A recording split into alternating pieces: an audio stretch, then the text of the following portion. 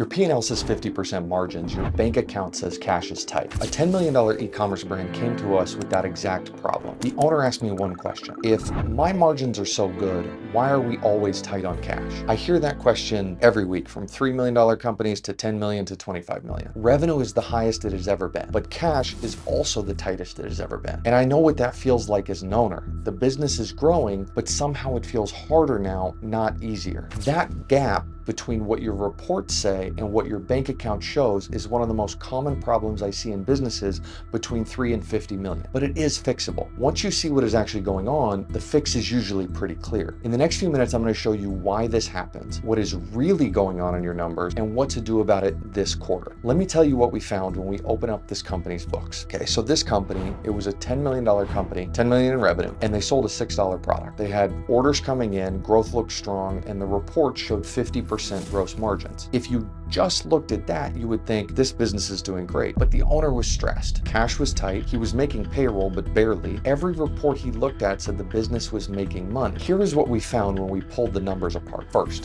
refunds were way too high. Deliveries were showing up late, and the product was being damaged in shipping. All of that cost was being buried in large buckets on the P&L. Nowhere was it broken out. Second, their Amazon star ratings were dropping. Those bad reviews from late and damaged orders were scaring off repeat customers. So they had to keep spending to bring in new customers instead of keeping the ones that they already had. Third, and this is the one that actually really got him, the owner was paying for shipping, and a shipping on a lot of the orders was over $18 on a $6 product. It cost almost 3 times the price of the product just to get it to the customer. And none of that was being tracked by SKU. So the main product, the one that they were putting the most money behind, looked good on a gross margin level on the P&L that he was being given, but it was losing money every time it shipped. When we rebuilt the margins at the product level, that 50% was not 50%. It wasn't even close. So let me break it down. The customer paid $6 for the product, but the owner paid $3 in product costs and $18 in shipping. So $6 in from the customer and $21 out. This means that for every unit he sold, he was losing $15. Every order was draining cash.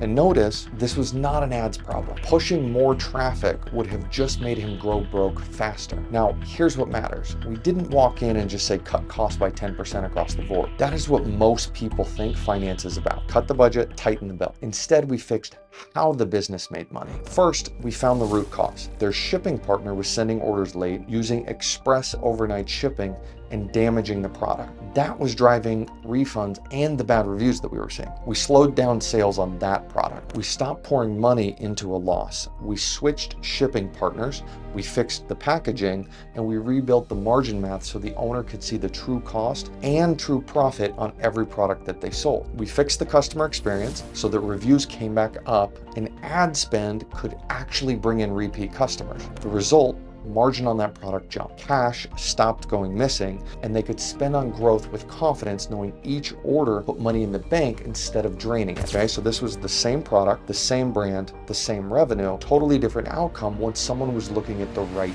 number. By the way, my name is Joe Isaac. I run the CFO group. I spent a decade at Amazon where every dollar had to be tied to margins, headcount, inventory, and cash. Now my team does the same thing for owner-led businesses doing between 3 and 50 million a year in revenue. We come in as your CFO and fix exactly this kind of problem. Now you might be watching this and thinking, okay, I don't sell a $6 product online. I run a service business, or I'm a contractor, or I run retail.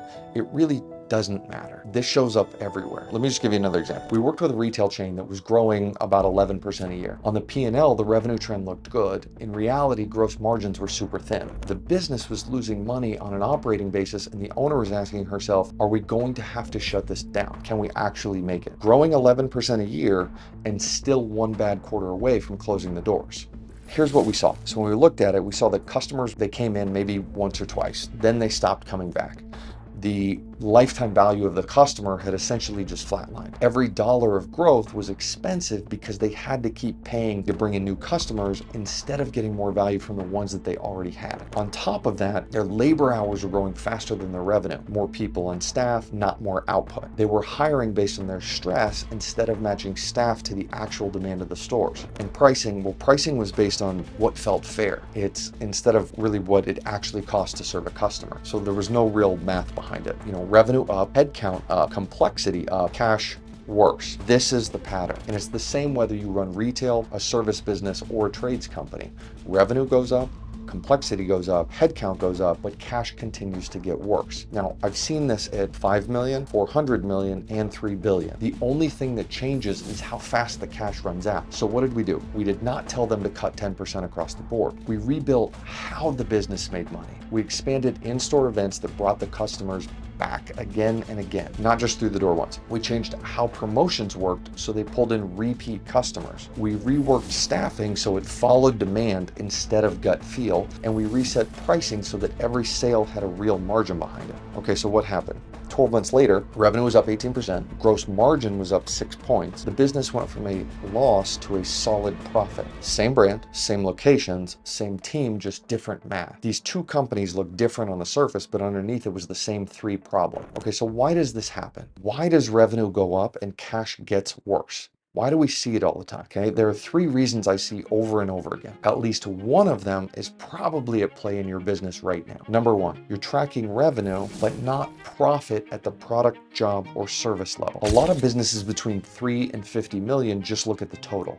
revenue, total margin, total costs. The problem with totals is they hide what is going on underneath. You could be, making money overall while one part of your business is eating away the profit from the other. The e-commerce brand that I mentioned was doing exactly that. The main product was losing money on every order while the rest of their lineup was covering for it. So if you don't know which products, which jobs, which services, and which customers are making you money and which ones are costing you money, you're just guessing. And as you grow, those guesses get a lot more costly. Number two, the business got bigger, but your financial systems did not. Revenue goes up, headcount goes up, things get more complex, but the way you track money, the reports you look at, the way you make spending decisions, none of that has changed since the business was half this size. At 1 million, you can usually run things from a bank balance in your gut. It works. Sure. At 5 million, cracks start to show, and at 10 million and above, your business starts to break and it just stops working. That's what happened with the retail chain. They were running a multi-million-dollar business with the same reports they had at 1 million. Number three, no one is looking forward. Your bookkeeper records what already happened, and yes, your CPA handles your tax returns. Neither one of them, though, is telling you what comes next. For instance, what does cash look like 90 days from now? If revenue drops 10% next quarter, how many weeks can you keep going?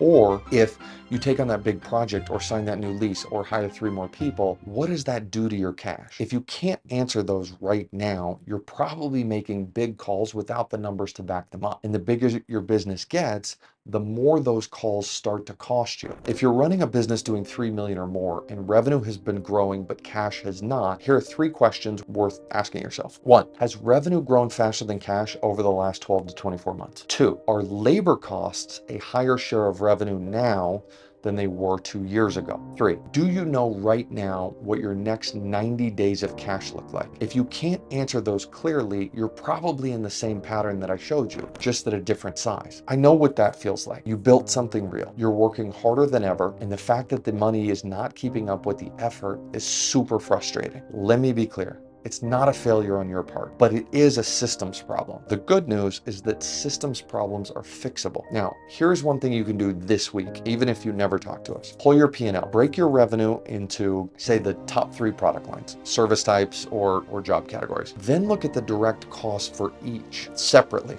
not blended, each one on its own.